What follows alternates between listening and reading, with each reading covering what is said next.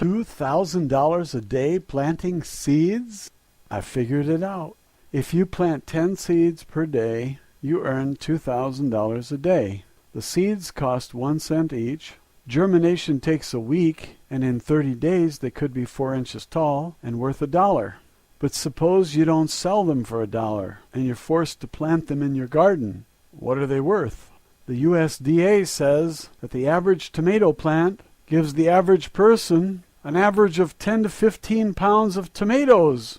But Charles Wilbur in Alabama made it into the Guinness Book of World Records by obtaining 1,368 pounds of tomatoes from just 4 plants, or 342 pounds of tomatoes per plant. Do you believe it? He says that a bad year is just 100 pounds of tomatoes per plant. Ha!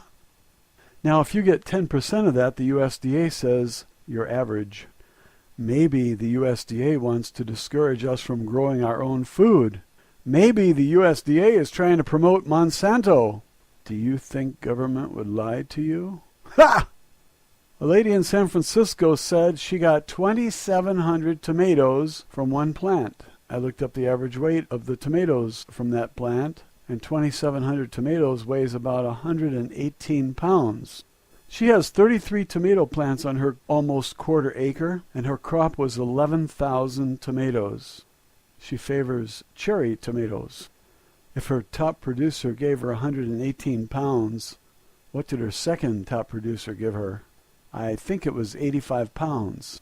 Let's be very, very, very conservative and just use 10 pounds, since the fascist government gave us a figure of 10 to 15 pounds. What is the value of 10 pounds of tomatoes? Do you want today's price or the runaway inflation price of 90 days from now? Is the Federal Reserve counterfeiting money? Yes. Will that cause inflation? Of course. Will the price of one tomato reach $1,000? Yes, of course. That's what happened in Zimbabwe. Welcome to the United Zimbabwean States of America, the land of the thief, the home of the slave. You're going to pay $1,000 for a tomato, just wait and see. Now, how about growing your own? Plant 10 seeds a day. I'm estimating that you'll earn $2,000 per day by doing so. And here's how I get that number. You plant 10 seeds at a cost of 1 cent each. In a month or so, they're 4 inches high and have a value of $1 because they have the potential of producing $20 worth of tomatoes in about 60 days. Tomatoes mature in 85 days roughly, if you're growing beefsteak tomatoes, and all others mature sooner. We used up 30 days to get to a height of 4 inches, and there are only 55 days left, but I'm using 60 because I'm trying to be conservative. Conservative means overestimating all your costs and underestimating all your returns. I didn't mention cloning, did I? You can clone each plant from the cuttings, and each cutting can produce another tomato plant. If you're excessively greedy and too cheap to wait 30 days for the seed to reach a height of 4 inches, nature loves to prosper, and all you have to do is help it. Those cuttings do not want to die, and if you put them in the right soil and give them enough moisture and sunlight, they will go on living, and each can produce tomatoes for you. Now, what's a 1 cent seed worth after a month? $1. That's 100 times what you paid for it, right? Can you turn that into a percentage? Most Americans can't, so let me do it for you. Any number can be converted into a percentage by multiplying by 100 and then putting a percent sign after it. 100 times the starting amount is 10,000% growth of that penny. That's in a month. Bernie Madoff went to prison for getting his investors 8%. 8% annually, not per month. So if you make 10,000% per month, where will you be a year from now? In prison, right? Don't worry, this isn't a Ponzi scheme. Bernie Madoff was running a Ponzi scheme. This is just a garden, and nobody else is involved. You don't need anyone else. You can plant 10 seeds each day without help. It's easy. A seed germinates with heat and moisture, no sunlight. A seed germinates with heat and moisture, no sunlight. Sunlight comes later when you have leaves to receive the sunlight and begin making sugars from carbon dioxide and water. You reach a height of 4 inches and you have a value of $1. At this point you have 2 choices. If someone sees your plant and says, "I think this plant will give me $20 in tomatoes in 2 months and I'll be happy to pay you $1 for it. Will you sell?" You can say, "Yes, I will," or "No, I want to make the $20 myself." I don't know which is the best road to take. You can take the fiat currency and put it in the bank and watch it melt like an ice cube on a hot day. Or you can stick with real money, the tomato plant, and hold out for $20 in tomatoes. If you take the cash and buy silver, you might be okay, not because you have real money, the silver, but because you made 10,000% in a single month. That kind of growth rate will make you a trillionaire in just 7 months, starting with a penny, that's all. If you want to quit in the 6th month with just 10 billion, you can. There's no gun to your head like there is with the Social Security system. They make you pay in for 40 years, and after all that, they pay you back with cheaper dollars, and you don't even get all your money back. Some investment, that is, and you can't get out of it. If you try, go to jail, like Bernie Madoff, who was a crook. You're a crook because you don't want to play the Ponzi game. How do you like that? Okay, where are we? We planted the seed. It cost a penny. Now we have an offer for $1, and we're trying to decide.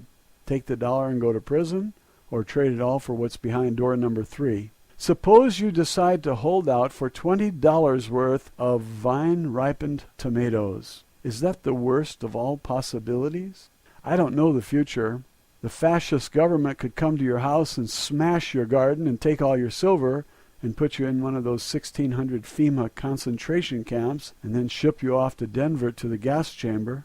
As soon as there is life, there is risk. General Douglas MacArthur said, "There is no security in the world, only opportunity." So take your $1 and try to convert that fiat currency to real money, or just stay in the tomato currency where your money wants to grow at 10,000% per month.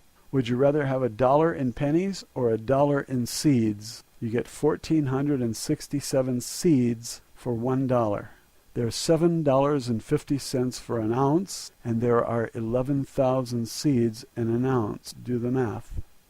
Are you better off with 100 pennies, which will not grow, or 1,467 seeds, which will grow if you give them moisture and heat?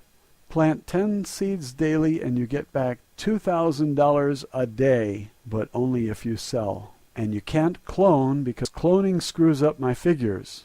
If you clone each one of these plants, you could get 100 times as much, $200,000 per day instead of $2,000 per day. If inflation drives up the value of your crops, then you get even more. I don't predict the future.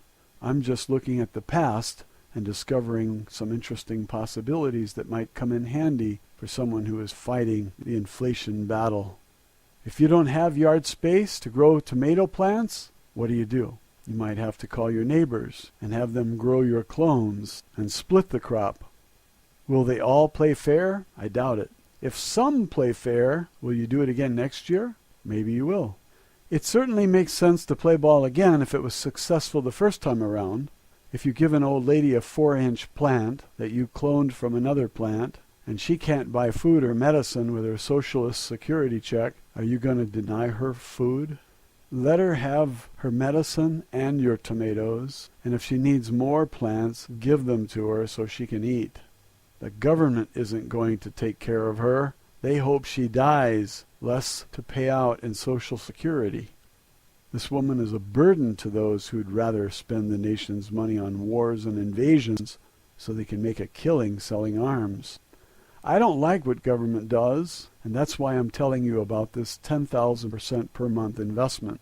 I hope you feed the entire block of old retired folks, and one day when you're old, you will either have a lot of silver or a lot of seeds, and you won't starve. I doubt that you will have Social Security, and if it is still around, what will the check buy? Bread? Bread will be $100 a loaf. Beef will be $500 per pound. I'm not guessing, I'm just extrapolating. Quantitative easing today, inflation tomorrow. If you hold your wealth in seeds, you can grow it without banks. The IRS probably won't seize your 4-inch plants, and if they want to take the mature tomato plants, let them. They'll have to transplant them and water them, and I don't think the IRS wants to work that hard.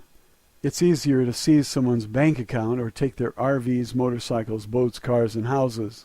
If you don't have any money in their banks, you can tell them, seize this.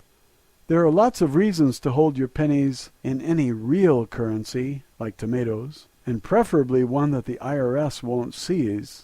But growth is the main reason that I'm advocating that you germinate seeds. I know that your pennies won't grow if you put them in a jar for 5 years, like I used to do. I don't think any bank in the world will pay you 10,000% per month on your pennies. So you have to take matters into your own hands and grow your pennies until they're dollars, and grow your $1 bills until they are $20 bills. Grow 20s until they're hundreds, and so on. If you grow a tomato and it weighs half a pound, it could be worth $1, but it has 50 seeds in it worth $5 to someone who just wants to buy 20 or 30 seeds and will pay $2.75 plus shipping. You can mail 30 seeds for about 50 cents. And what do these vendors charge for shipping? They charge $2 or more and only give you free shipping if you spend $50 with them. This is typical. So they make almost as much on the shipping as they do on the seeds. I put a value on the seeds purchased in small quantities at 10 cents each. I think that's a reasonable value to use based on what I've seen in the marketplace. The tomato can be purchased in the grocery store for $1 and weighs half a pound, has 50 seeds in it, and they are worth more than the tomato, 5 times more. So don't worry about getting stuck with seeds. They have value, and they will keep for a few years. But you're not going to keep the seeds. You want to plant them and let them give you $20 in tomatoes because $20 is more than 10 cents, isn't it? My point is that we have a tomato cycle, which starts with seeds and winds up with seeds. Because the value increases at each stage of development, you don't lose anything when you get stuck with your unsold items. A ripe tomato that does not sell still has value in the seeds, and the value of the seeds is far more than the value of the ripe tomato. If someone wants to eat your ripe tomato and is willing to give you $1 for it, assuming that it weighs half a pound and is worth just $2 a pound, then you sell it. And if you don't sell it, you can dry the tomato and eat it later. Or you can take the seeds, dry them, and start a new crop of tomatoes. But don't forget to eat the tomato after you take the seeds out. Removing the seeds gives you some benefit, but there's still some benefit left in the pulp. The seeds can last 5 years under the right conditions, so they are currency. They can grow faster in value than any bank account in the world. They can also be used in the next round of tomato plants, so you're not poor if you get stuck with tomato plants, tomatoes, or seeds.